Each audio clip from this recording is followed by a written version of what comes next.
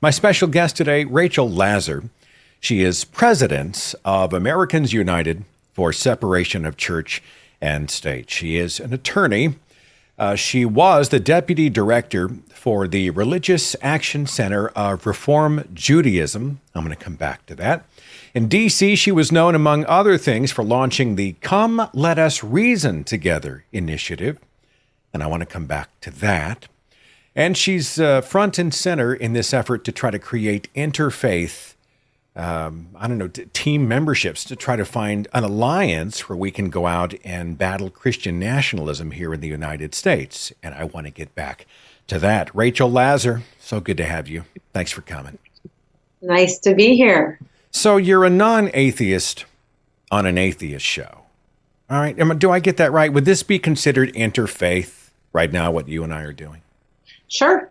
Absolutely. And I pride myself on the fact that Americans United brings together people of no faith, people of all different faiths, and we all have our belief systems, right? But we all get to be treated equally by our laws. That's the point.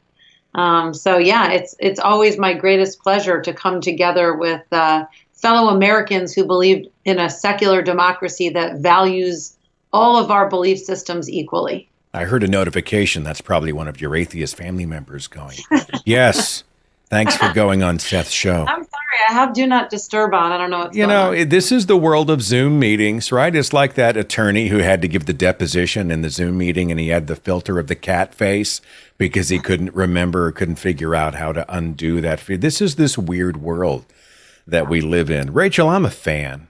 I watch what you do.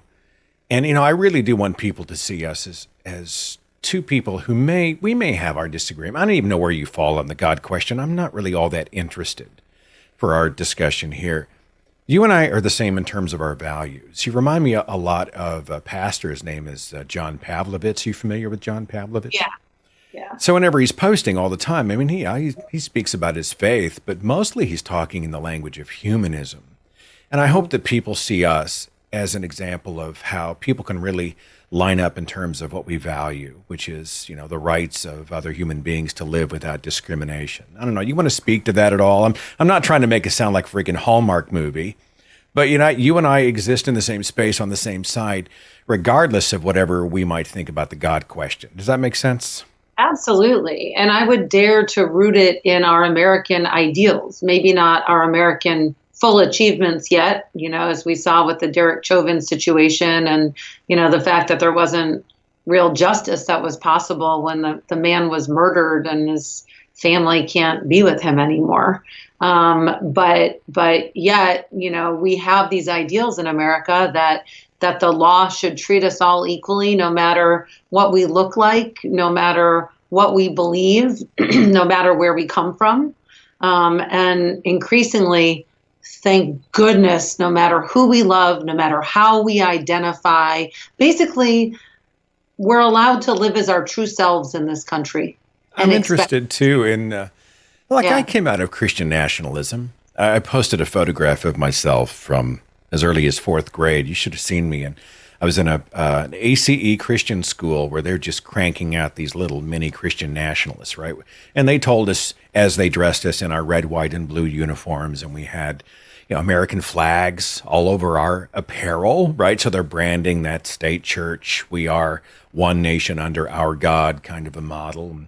And they told us, hey, when you become an adult, it's your responsibility to get involved in the culture and to return this country to its Judeo-Christian roots. Okay, someone out of Reformed Judaism.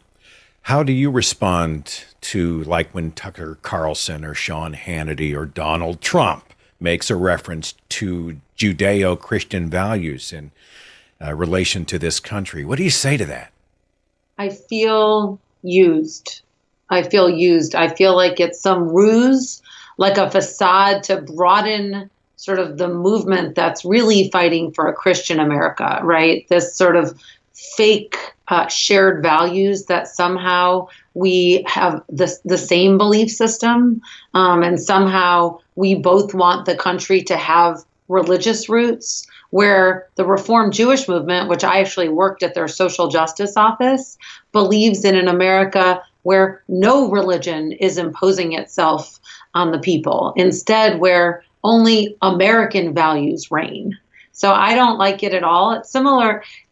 So you talked about God earlier, Seth. So let me just say here, kind of like when politicians talk about, let us all pray. Jews pray, but whenever a politician makes an assumption that there are sort of shared religious practices, right? Many Jews feel like it's not really including us. It's not really speaking to us.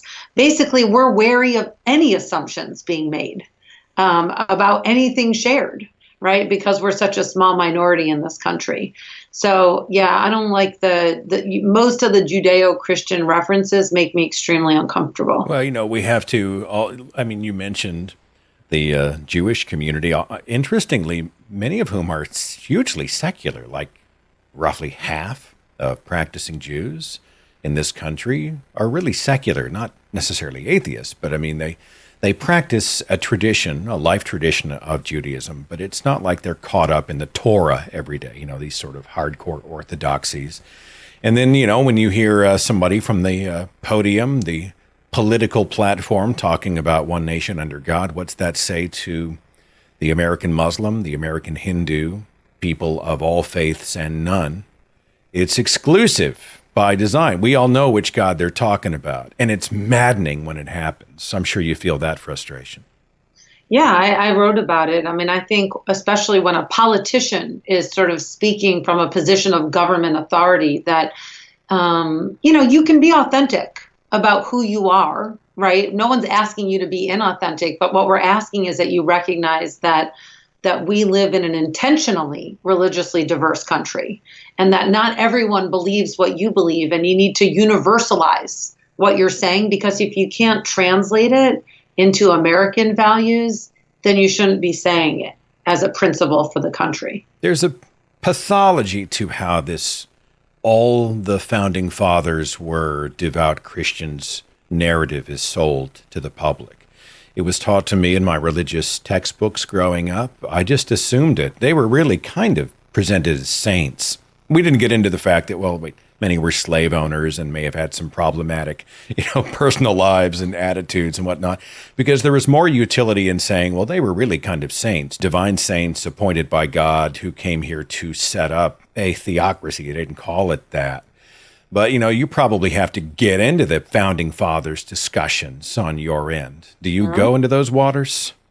Absolutely. Look, there were many imperfections, profound ones, with the founding fathers, like you referenced, starting with the way many of them regarded race and slavery.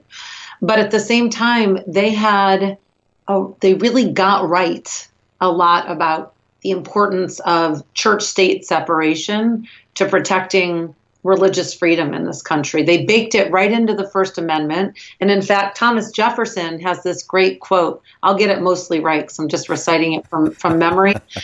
When he was talking about his Virginia statute for religious freedom, which is thought to be one of the bases for the First Amendment religion clauses.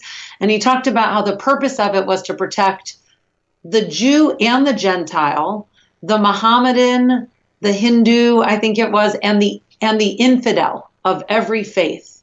So he understood that religious freedom is there to protect all of us. And by the way, he included Christians in that, right? He included non-believers and Christians in that, and sort of everyone in between.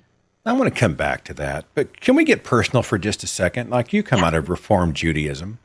For, a white bread, corn-fed, Bible Belt evangelical Christian, or one who once was, what's Reformed Judaism? Like, how would you define it? So that's a great question. It came from a movement of Germans who really, in many regards, were trying to modernize Judaism, right, and sort of make it thrive in a modern era, because one of the principles sort of that's fundamental to Judaism is you don't have to start by believing, right? It's sort of different from Christianity that way. What Judaism believes is that you come to believe through doing, right? And there are all of these obligations under Leviticus, right? All of these obligations that we need to incorporate into our minute by minute, practically, it seems, if you're Orthodox, into your life as a Jew, if you're going to be a good Jew, if you're going to come to believe, etc. Well, that's not practical in modern times, and it's not where a lot of modern Jews are. And so I would say it's, this is a lazy definition, but it's sort of the modern wing of Judaism. Did you do the bat mitzvah and all that stuff growing up? I sure did. In fact, I had what's called a b'nai mitzvah because I did it with I have a twin brother and we did it together. So that's the term that you use if it's a twofer at the same time. And it was on May 8th, and my sweet little niece, Lila, is actually having her bat mitzvah this May 8th, and I'm going to it in Chicago. It's interesting that you say you have a twin brother. I'm a fraternal twin. I have a sister. No way. So what's the age difference? How close are you? 2 minutes, and he considers himself older because he's 2 minutes before me, which is incredibly annoying. Do you have rhyme? You know, like rhyming. I'm trying to think of what would rhyme with Rachel, but what you don't do the rhyming name thing. Oh, Adam and I have good Old Testament names. Rachel and Adam. So yeah, and the really funny thing is, Adam married his high school sweetheart, Eva. Oh wow, that's awesome. Good. Good stuff. How about you? What's your twin sister's name? Her name is Beth. So they, Elizabeth for long, but Seth and Beth. So we were growing up, if Mom would scream at us from across the house, "Come here," we couldn't tell if she was saying Seth or Beth. We are polar opposites, and that's interesting because for people who shared a womb for 9 months, and people make assumptions. Well, you guys must pretty much know each other's thoughts and those types of things. And the truth is like, she's passive and hates confrontation, and I'm a crusader who's out here, waving the banner. And it's not that I love actually, my wife would say I love conflict. I like positive conflict. Does that make sense? Like, are you kind of a crusader, Rachel? I love it. Yeah, I love it. Okay. That's oftentimes, Seth, fraternal twins sort of differentiate so as not to compete because we're so competitive, or at least that's what I hear. Well, it's weird. She was born 5 minutes before me. We were born almost at midnight. So on top of having to explain fraternal, I would have almost had to explain how are twins born on different days. It was just one of those weird. Anyway, I forgive the digression, but that is insane. I feel a special kinship to you now because you and I probably can speak a lot of that same language. Especially because we were born in a time also before a lot of in vitro and fertility treatments. And so we were rarer twins, right? Yeah. All right. And the photographs of my mother when she was pregnant, she just looks miserable. I mean, she's just like, oh God, there's two of them. It's just one of those things. And I think as an atheist activist, I may continue to make them miserable even today, but that's a whole other conversation. Okay. Let's not go there. Let's not go there. All right. So it's interesting that you are working not just with secular, let me say this. You're working with secular people who are promoting secular values, but many of those people are religious. This is a conversation that I think we in the atheist community need to have more of.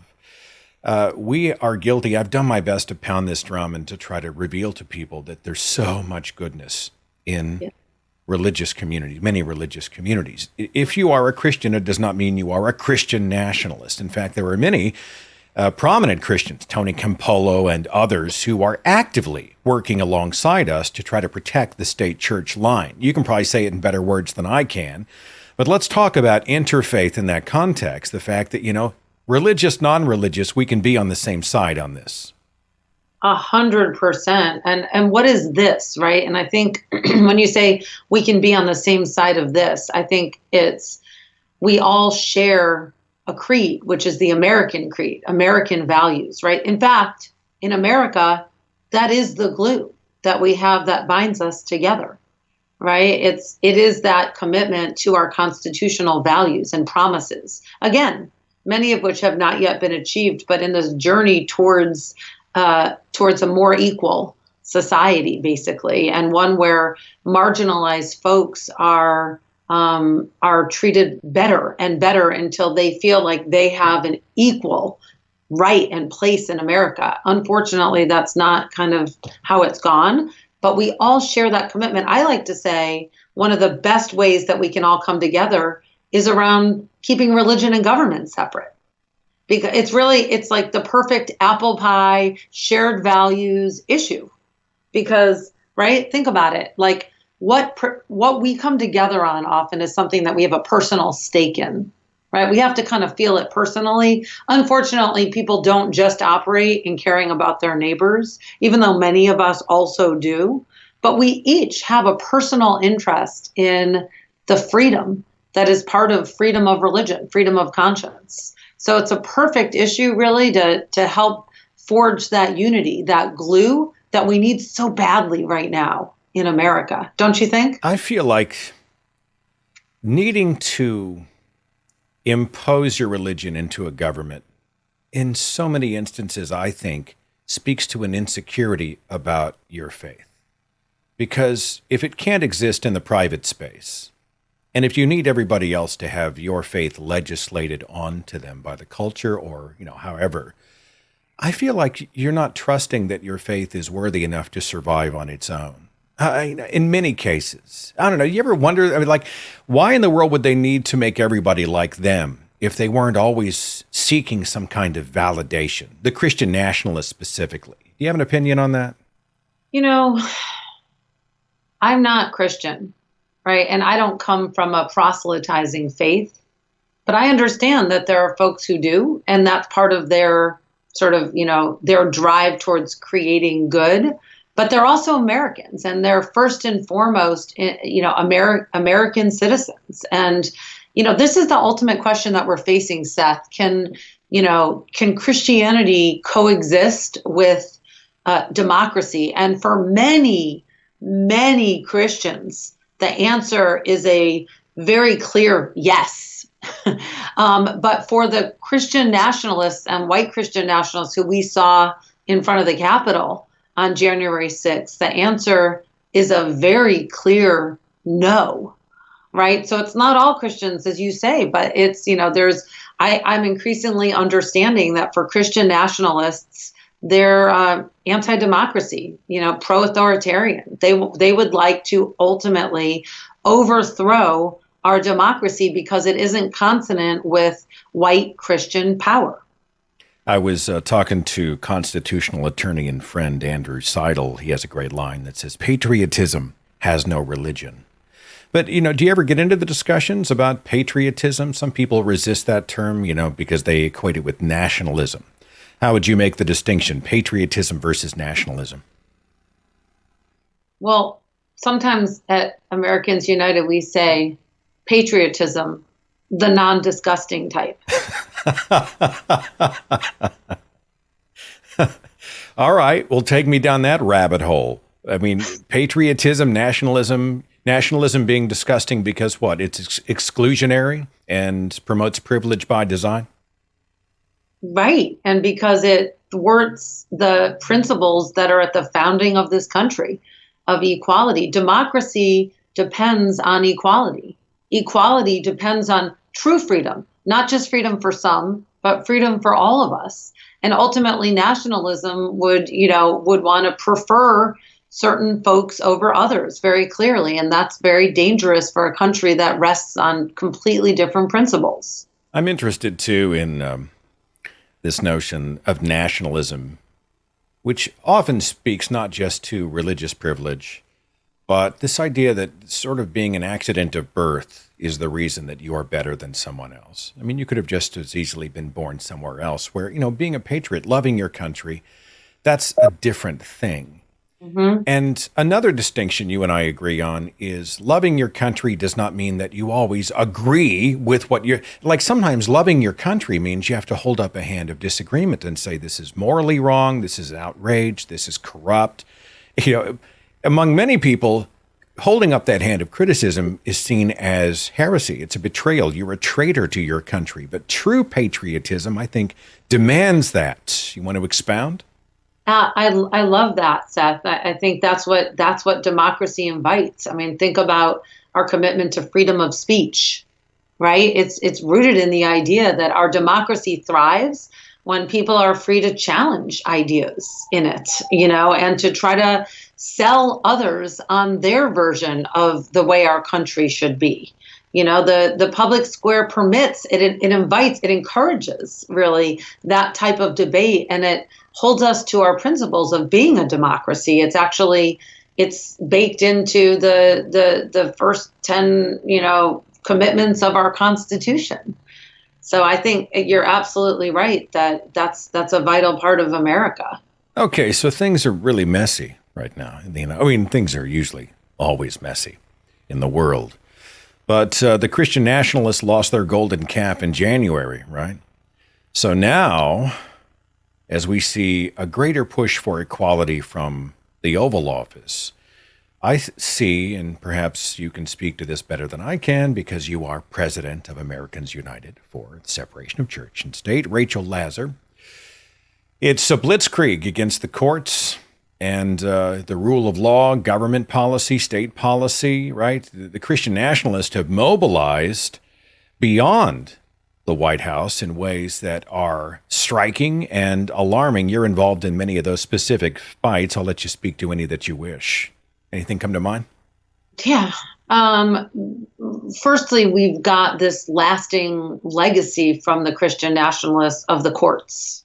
Right. And those persist even with a new administration. So we've got 3 new justices that really sort of put the nail in the coffin when it comes to the ultra conservative majority now at the Supreme Court. We saw in that decision that came down, what was it, a week ago Friday, Tandon versus Newsom, that the Supreme Court now is literally trying to redefine religious freedom as religious privilege, right? The right of some of us not just to have sort of special religious exemptions, but to put lives at risk, right? And that was the case that challenged the California COVID-19 policy restricting in-person meetings in homes. And, the court just came out and said, in Justice Elena Kagan's dissent's words, comparing apples to watermelons, they said, we know that these restrictions place the exact same limitations on religious in-home gatherings and secular in-home gatherings. But over there's stores that are allowed to have fewer restrictions. So we think that religion is being treated unfairly, and therefore we're letting religion out of these restrictions, even though they're put in place by public health officials. This is really dangerous precedent. We also have a quarter of all of the lower court judges who are Trump appointees who were largely chosen for their hostility to church-state separation, right? Meanwhile, what we see across state legislatures is a spate of bills that, A, would allow houses of worship to have these exemptions from COVID-19 restrictions or future restrictions in cases of public health crises. We're seeing, over 100 bills on diverting public school funds to private, mostly religious schools. Right now, those are for private school voucher programs. Those are incredibly dangerous. And, even though we sort of pushed Project Blitz underground, that's the state legislative arm of the Christian nationalist movement that published their strategic plans and model code book of all the bills that should work their way up from putting In God We Trust and Bible classes in public schools all the way through to the ultimate goal of allowing religion to be used to discriminate and to advance a conservative political agenda of taking away rights, hard-won rights of LGBTQ people, of women, of non-theists, of religious minorities, right? And these bills are still also being introduced across state legislatures. So there's a real emboldenment that stayed in place of Christian nationalists throughout the country, and they know that they have a lot of validation coming from the courts. I heard another notification, I'm guessing hate mail from either Tucker Carlson or Marjorie Taylor Greene probably coming your way. I couldn't believe when Marjorie Taylor Greene criticized our families laser efforts to, the space lasers that I was like, Yeah. personally, I felt personally attacked, but also kind of recognized, in the way that when your opponents call you out. Yeah, oh, yeah, I'm sure you felt personally attacked on that score. I look at some of these wackadoodle types, and I used to think, well, they're French. Like I knew Christian nationalists, and I thought, well, there's a lot of conspiracy in the fundy faiths. But now I look around, they had a recent event in Tulsa, Oklahoma, kind of a super spreader event at Rhema Bible Training Center. And Linwood is talking about, the Q and the truth of Q, and thousands cheer the man. And I look at the Marjorie Taylor Greens. I look at the just toxicity of the Tucker Carlsons and the Sean Hannitys and whatnot. And I do tend to die a little bit in my heart. Like, are there really that many? Are we really that awful? Is the cancer really run that amok? And I'm not sure I know my own mind on it. When you're sitting in the dark corner thinking about the state of the country, do you have that discussion? Like, how infected are we with this sort of wild, crazy, conspiratorial, white knuckle clutch by the Christian nationalists on a culture they feel is being infected by the rest of us? I don't even know. I mean, it's important to understand numerically what you're asking, Seth. It's an interesting question. But ultimately, what I'm interested in understanding more is the power that they hold over lawmakers, in this country. And the fact that they had this transactional relationship with this really non-devout, non-religious President Trump, such that they could, secure a Muslim in Africa ban, that the then Attorney General Jeff Sessions could justify to the country, the leading attorney of the country could justify to the country a policy of locking brown children in cages based on Romans 13 in the Bible. The fact that this president had such a rapport with Christian nationalists that he would somehow justify tear gassing peaceful protesters who were protesting the lynching of George Floyd outside the White House so that he could brandish an upside down Bible in front of a church, right? I mean, if you think about it, right, and all that he achieved, they had a grip on the White House, right? And they have, unfortunately, still too much of a grip on too many state legislatures. So there is enough power there to still be securing policies in American law that are Christian nationalist at heart. And at least, forgive me, Rachel. I'm sorry. The nature of an internet interview. I'm reminded, though, you were talking about many of these Christian nationalists, or at least the dog whistling to Christian nationalists by a guy I think his only God is himself.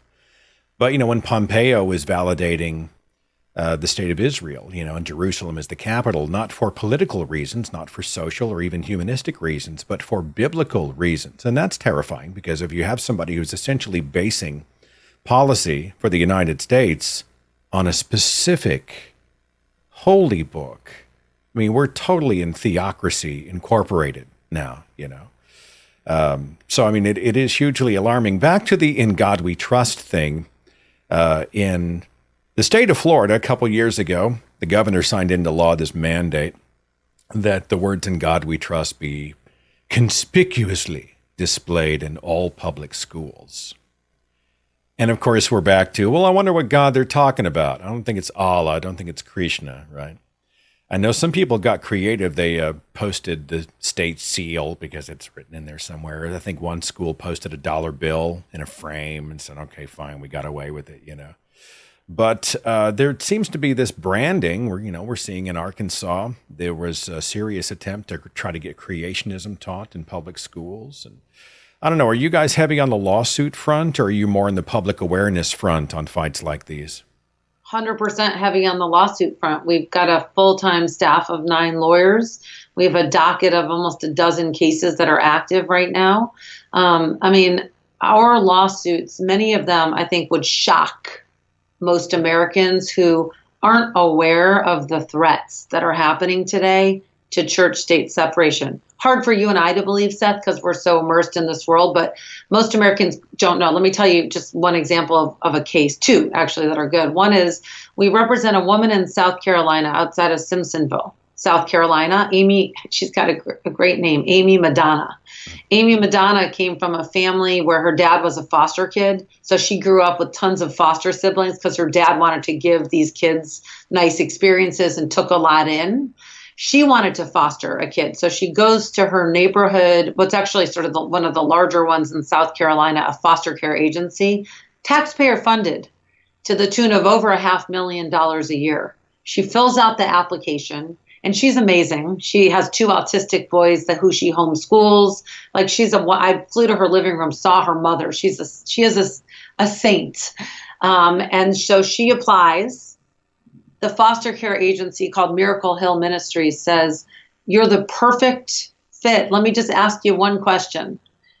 Who is your pastor and what's your church? Wow. So she tells them the name of her Catholic parish and her priest, and they say, we're sorry, we only work with evangelical Protestants. And they turn her away from working with one of the 4,000 foster kids in South Carolina that needs a loving home and loving presence of parents like Amy and her husband. Greg Tucker is a science teacher. He was a science teacher at a non-denominational Christian school outside of Denver in Colorado. He got word that some of the white kids in his school were calling some of the black kids slave and the N-word. So he puts on an assembly teaching the school and all the students about how to be anti-racists. The guy's a white school teacher. He also happens to have adopted a black kid from the Dominican Republic. When some of the white parents find out about this, they complain to the school, and the school fires him. He brings a lawsuit and he says, you can't retaliate against me for the fact that there's a hostile environment towards black people in this school. And the school claims a religious right to fire him under the First Amendment free exercise clause of our Constitution under what's called the ministerial exception, an exception that's court created, that was originally created to let ministers be able to, get around what our U.S. laws are based on the religion of their denomination, but not for secular school teachers. So that's an example of just a few of the lawsuits that Americans United has been bringing lately. I've got, in my own home state of Oklahoma, just this year, they passed an adoption law that lets private adoption agencies refuse LGBT couples. And of course, this is on religious grounds, right? This is part of our religious liberty. I know Catherine Stewart has done a lot of writing about how even non-believers, people who I may not hold any God belief, have sure figured out how to weaponize religious language to be able to consolidate power. And we're seeing this throughout, whether it's the Catholic Church or whether it's Christian nationalists here in the United States. I mean, there's a lot of utility in waving the banner of God, claiming righteousness to other people, and then insulate yourself from criticism and dissent by saying, well, religious liberty. This is a weaponized term, right? They're saying religious freedom, religious liberty, and then they're chest thumping, but it's not really that at all, right? They've weaponized the term, which means actually religious privilege.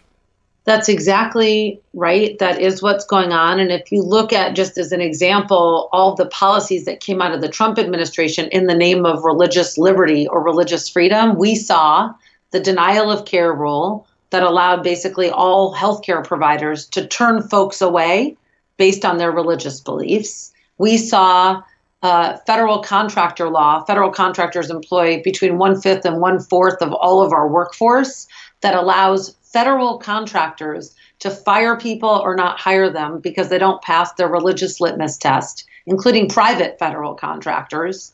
We saw taking away of what's promised under the Affordable Care Act, which is cost-free, seamless birth control access for women that our government deemed was important preventive medical care. We saw the right to refuse that, right, for everyone, right, under the Trump administration, from, Hobby Lobby to a nonprofit.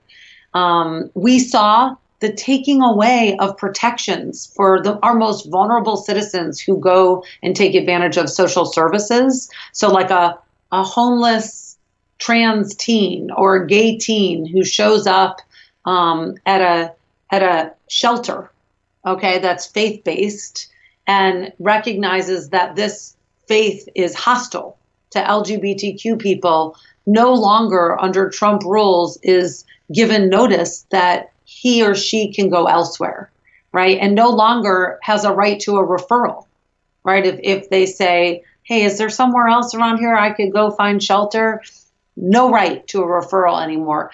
These are all actions under the Trump administration that were taken in the name of religious freedom, which is really, I mean, if I were a conservative Christian, I would be really concerned about the way a new generation of Americans is perceiving religion, if it's used as a cudgel so constantly, right, instead of as a shield. Well, and what would the best incarnation of Jesus have to say about it? The Jesus, the immigrant.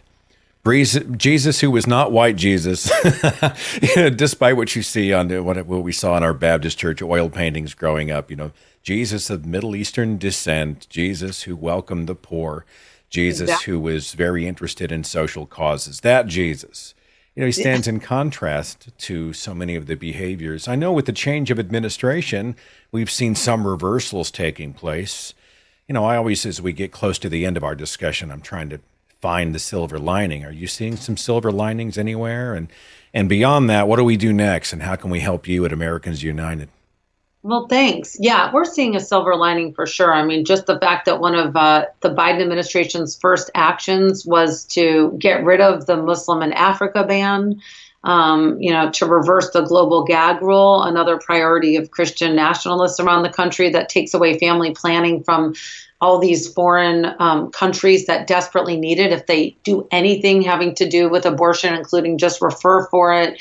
So, and the woman, Melissa Rogers, who they put in charge of their what they call their faith-based and neighborhood partnerships program and office, is a strong proponent of church-state separation. So that's great. I also think that more Americans are beginning to awaken to the threat to church-state separation, the importance of it, right, in their lives. I still think that the number one way to get most people to appreciate the importance of church-state separation is to say to them, what do you think the country would look like without it? Right? I recently asked that on Twitter and I got about 600 comments. People had a lot to say. So I think this is a really critical moment for everyone who cares about democracy, for everyone who cares about equality and true freedom for all, not just freedom for some, to become part of this church-state separation cause. And the way you can do that is to go to our website at au.org and to join us, support us, join our email lists, and, spread our American gospel of needing the separation of religion and government in order to protect democracy and equality. My wife has a T-shirt. I just love it when she wears it. It just says "Love wins." Yeah. And, at the end of the day, isn't that what we want, right? I don't want to live in a world where we just look at everybody who's different and find a reason to other them and judge them and cast them off, because ultimately, it's all about trying to foster love and humanity and goodness. If only people would believe that, love multiplies itself, that love breeds love. And instead, I think there's so much fear, especially given the changing demographics in this country. And there's so much fear that if I'm able to love you and accept you as equal, that somehow I will have access to less love. Whereas in fact, love generates more love, and I think that's another way of saying what we're about. I will put all the links to Americans United, etc., in the description box, with my strong encouragement for the audience to go support, get educated, follow, be a part of it. And I'll continue to follow what you do and how you do it out there. Rachel, thanks for joining us today. Really appreciate it, Seth. Thanks for all you do too.